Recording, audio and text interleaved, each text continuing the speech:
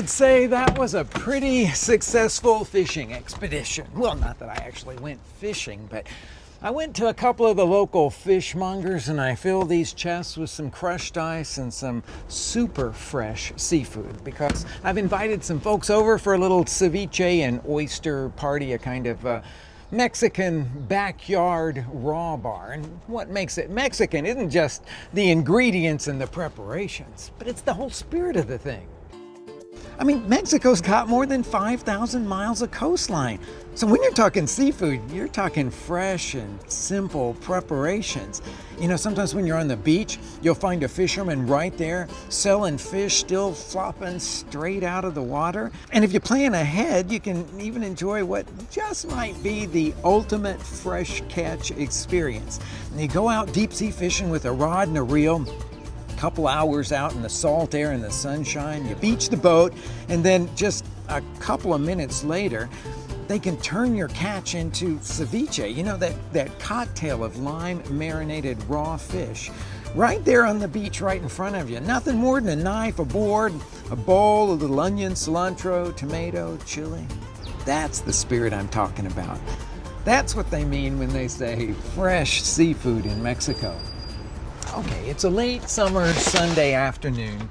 I've got 6 people coming over and I'm gonna do 2 kinds of ceviche, a shrimp cocktail, and have some raw oysters. You know, I want it to be a kind of hangout, stand-up kind of party. I'm not even gonna set a table. And I want to put all the food out ahead of time so that I don't have to do anything during the party. But I also want to have that beautiful Mexican, fresh, just made quality. So here's my plan. I'm going to do all the organization and the prep work, the chopping and all that sort of stuff ahead of time. And then right before my friends come over, I'm going to marinate the fish and the seafood cocktails, set it out, and I think it'll be just the ticket. But of course, you're never going to get that Mexican beach freshness unless you start with really fresh fish. So here's what I do. Well, first of all, I don't think you should ever go into a fish market and just point and pay. That's never a good idea. You need to know what you're looking for. So let me show you what I'm looking for. Now, when you're going to make ceviche out of a fish, well, you better know how to choose one that's super fresh. Okay, so we've got couple of points to look at. One is the eye is beautiful, bulging, and clear. That usually says freshness. Now, I've already had them take the gills out of there, but they were bright red. And then, of course, the flesh is very resilient. It's going to be almost firm. But sometimes I like to make ceviche out of halibut, and you're never going to find a whole halibut. So how do you determine whether that's fresh? Well, usually, first thing that I do is ask to smell it. It should smell just like the sea. It should also have a glistening texture to it and be really firm, just like I said, with that beautiful striped bass over there. Now I'm going to do a scallop ceviche as well. So how do you choose scallops? These are those big, beautiful sea scallops. Well, first of all, I ask, are they dry packs or wet packs? If they're dry packs, they're going to have a great scallop aroma to them, and they're going to have a beautiful glistening look to them as well. The wet pack ones they're packed with sodium tripolyphosphate, which helps those scallops to absorb water, but that's not a good thing for you and me because they're going to taste watery. They're not going to have that full scallop flavor. And oysters, well, wherever you get your oysters, you got to be super confident, especially if you're going to eat them raw. I always ask when they came in. Of course, they'll tell you that oysters last for a really long time, but I'll tell you that right out of the ocean, they never taste any better. So always ask for the ones that have just come in the last couple of days, and they're going to be successful for your raw oyster things. Now, I have already packed all this stuff in ice. I always take a cooler with me to the fishmonger so that I can fill it up and I can really keep the stuff very cold. I only buy the fish on the day that I'm going to make the ceviches. But I've got some other ideas for that crushed ice. I've got a whole one of crushed ice over here, and I'm going to show you some pretty cool stuff. But first, let's make shrimp cocktail. I'm gonna make this roasted tomato cocktail sauce, starting off with a little bit of garlic. I got 3 cloves that are peeled. I'm gonna put those onto a baking dish along with some red onion. Just gonna slice that kind of crosswise, about 1/4 inch thick or so. We're gonna roast all of this together to bring out sweetness, give it a little interesting flavor. Let's put that onto a baking sheet there. And then I'm gonna drizzle it with just a little bit of olive oil so it'll roast nicely. And then slide it into oven set at 425 degrees. We're gonna let those roast for about 15 minutes until they're charred on the edges and soft and sweet. Okay, I stirred these around a couple of times while they were roasting just to make sure that they roasted evenly. I'll let those cool for a second while putting together the rest of the ingredients for roasted tomato cocktail sauce. Now the cool thing is you can buy roasted tomatoes in a can now, and I'm just gonna drain off their canning liquid. If you're a fan of tomato juice, you might just wanna save that and have it as a little snack.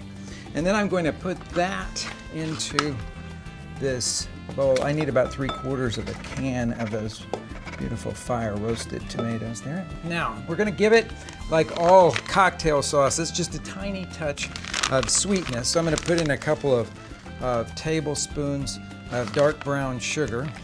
That's gonna match beautifully with the roasted flavor of those tomatoes. A little dark balsamic vinegar, a couple tablespoons of that. I'm gonna make it spicy with some Mexican hot sauce, about 1/4 cup.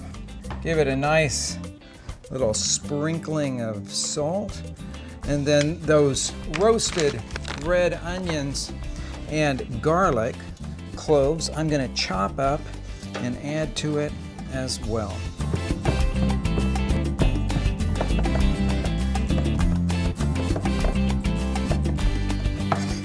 Right up and into the bowl with the roasted tomato concoction. Stir it all up and give it a taste. Now, what I'm looking for here is that wonderful combination of sweet, spicy, tangy, and salty all at one time. And you know what? I think I got a little bit too much of the chili in there, but I think our guests are gonna like it because I invited over some friends that like really spicy food. Okay, now I gotta keep all this stuff cold. I just bought some shrimp that were already cooked, and I'm gonna put those in the refrigerator to keep them super cold, along with our roasted tomato cocktail sauce, a little bit of cilantro. And then when my friends come, I'll just mix it all together and we'll be ready to eat.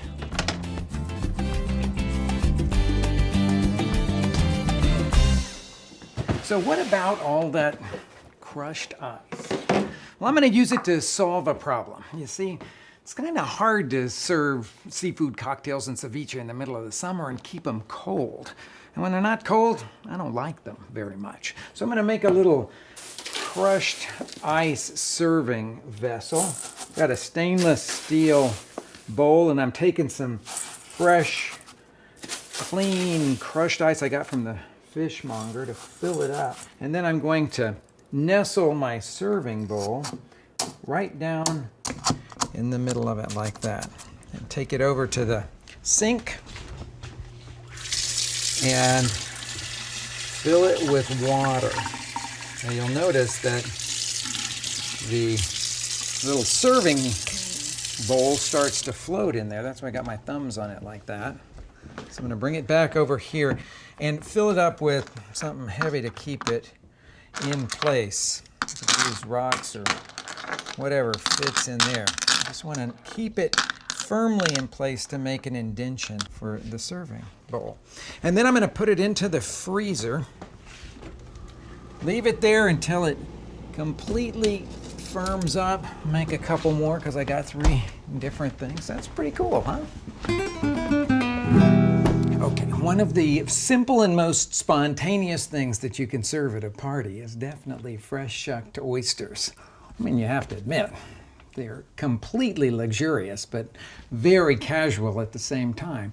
And there's a lot of people out there, me included, that are really passionate about the flavors of fresh shucked oysters. But there's some things that you got to know to be able to pull off serving fresh shucked oysters at your party. First of all, you got to think about where they came from so that you can say that to your guests, and then how to store them, and then, of course, how to shuck them. So I've got these Deer Creeks back here from Puget Sound. They've got a nice crisp finish and a lovely flesh. They almost taste a little bit like cucumber at the end. Up the road in Vancouver Island, another West Coast oyster. This one's just got everything you could want going on. It's a little salty, a little sweet. It's got some fruitiness, really firm flesh. One of my favorite oysters in the whole country. And if I go to the East Coast, well, I want to go to the coldest waters because I like the complexity that those cold waters bring to the oyster flavor. Okay, so I've got these Beausoleils from New Brunswick, and when you taste them, well, they're a wonderful, subtle complexity with a very clean finish. Now, you can see that I've got them all stored on ice here. And to tell you the truth, I always take my cooler and I fill it with ice, store them in the cooler, but I open the drain on the side so they're not sort of swimming around in cold water. That's not good for storing oysters. Now, how do you shuck them? You got to have a knife. Now, some people will go to the cutlery shop and get one of these gloves. That's a protective glove so you don't cut yourself. I always put it on a dry towel, something that will keep the oyster in place. And you can see that the oyster has a rounded bottom and a flat top. Right where those two things come together, it's where I want to go in on the pointed end. So I'm going to just put my oyster knife right in there at that hinge. You see how easily that came open. Now, the flesh of the oyster is hooked onto the top shell. And I want to cut through that so that I can free that top shell completely, just like that. Lay that to the side. And then before I serve them, I always like to dislodge the oysters like that. Flip them over. So beautifully plump there. Now you can have them just plain naturally. You can have them with a little bit of lime like I like them. Some hot sauce perhaps, but boy, there's nothing better. Now, in addition to the oysters, we're going to have two kinds of ceviche and a shrimp cocktail. And I'm thinking, what are the guests going to do? I mean, I don't want all of those things mixing together on one plate. And that's when I thought about banderas. You know, the way that they serve tequila sometimes in Mexico, where you've got a shot glass of tequila, another one of lime juice, and another one of that tomatoey, spicy chaser called sangrita. So that you've got the white, the green, and the red of the Mexican flag, or the Mexican bandera. I thought, well, just use shot glasses. But I don't think this stuff's going to fit very well into shot glasses. And I thought, well, the next best thing would be this. It's a little votive holder, you know, like little tea lights that we put around at lots and lots of parties, and we've got boxes of these things. I thought we could just put out a bunch of these, and then our guests would be able to take little tasting portions of the ceviches, and everything would stay separate. In fact, we got so many of them, I think we'll probably put a few around with little candles in them as well.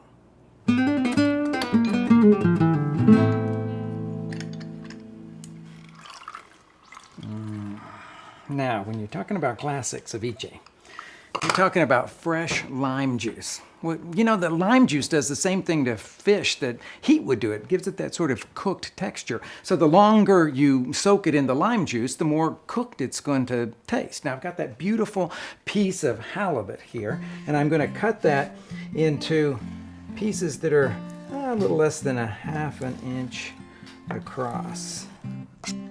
And then I'm going to scoop it all up and into a bowl. Don't choose an aluminum bowl for this because you got a lot of acid that's going to go in there. And then we're going to put an onion in there. I'm going to slice this onion thinly.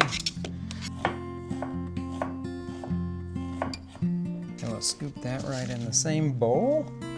And we'll cover it with the lime juice. Now you want to have enough of this fresh lime juice, and I'm emphasizing fresh here because ceviche is all about freshness. We want enough of that to coat all of that fish nicely. It should have about the amount of lime juice that would cover the mixture. Now I'm gonna give it its seasonings. Now one thing about seasoning ceviche is that you gotta season it highly because the fish will absorb a lot of the seasoning. So I'm gonna put in about a teaspoon of salt. I'm gonna call this a salt and pepper ceviche, kind of an interesting version that I found on the beach down in Playa del Carmen. About a teaspoon of fresh ground pepper will go in there as well. And I've got an avocado. I've got some cilantro here, waiting for the final presentation. But until my guests arrive, I'm not gonna put it together. I'm just gonna put it into the refrigerator and let it marinate. It'll take about 45 minutes to get it done to the stage that I like it to be.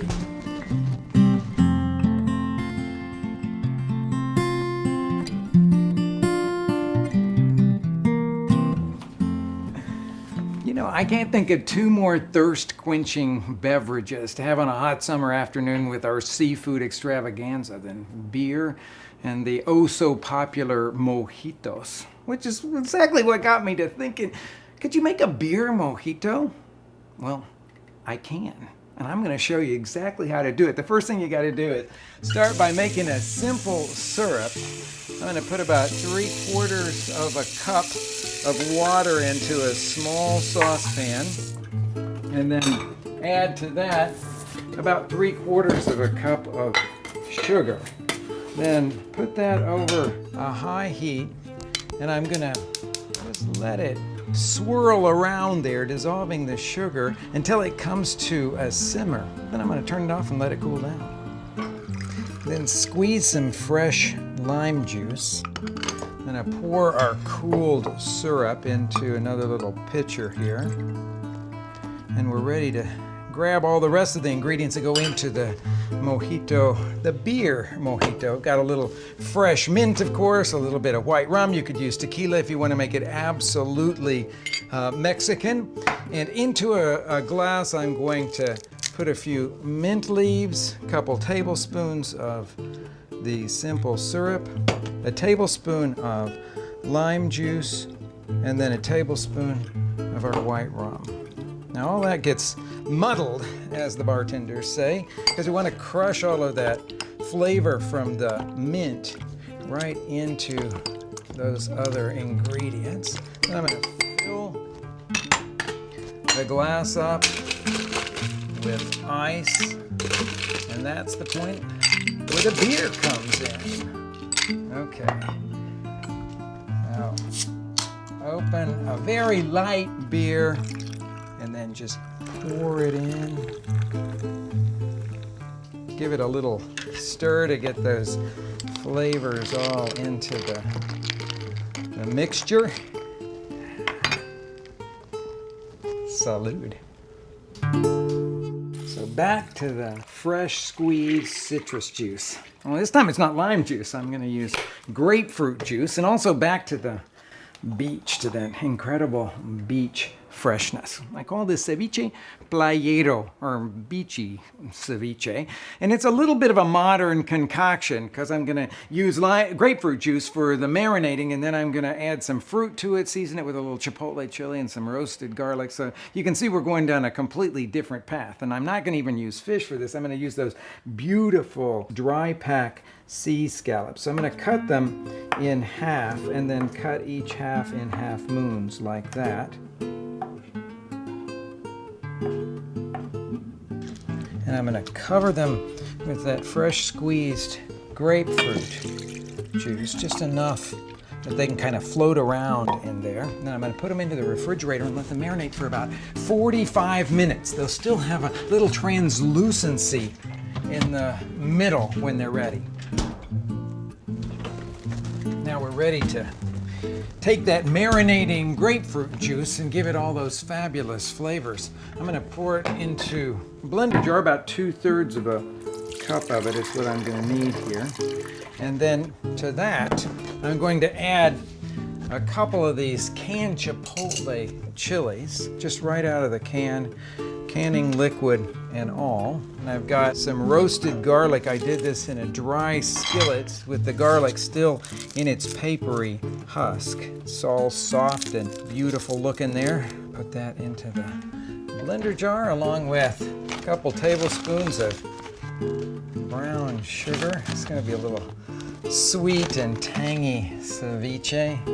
A little bit of salt. We'll need about a teaspoon of it for this whole preparation there. And then we're going to blend that into an absolutely smooth dressing. I'm going to put the dressing right in there along with scallops. Use a big slotted spoon because I don't want all of that grapefruit marinade there. And then now comes the interesting part of all of this. I've got some great tropical fruit. This is one of those beautiful Mexican papayas. The ones that have so much flavor. I like them a lot better than the little tiny ones. So I'm going to just trim off a little bit of it because I'm not going to use the whole thing. And then cut a chunk of it out like this. Wow, the aroma is just incredible. What's filling the room right now. And then I'm going to cut that into small dice to go in with the scallops. Now all that goes in there along with some mango. You know, you cut it right down alongside the pit like that. And then I'm going to trim off the exterior of it because that's certainly not edible. And then dice what remains to little bits. Now the last ingredient is a little bit of chopped white onion. And about a half of this will be enough for this preparation.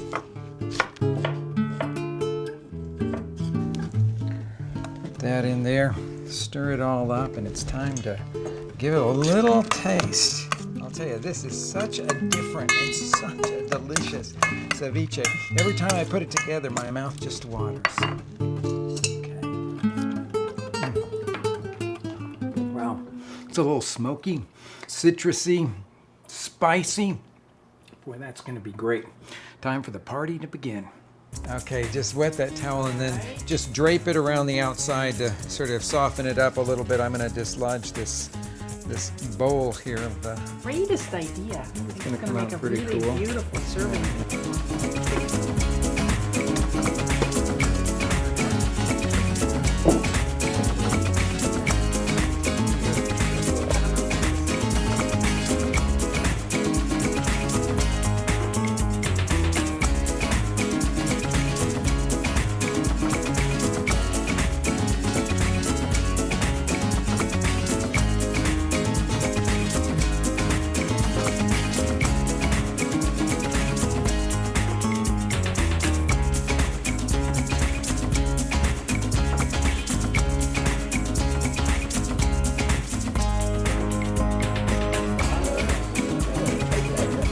You're into that.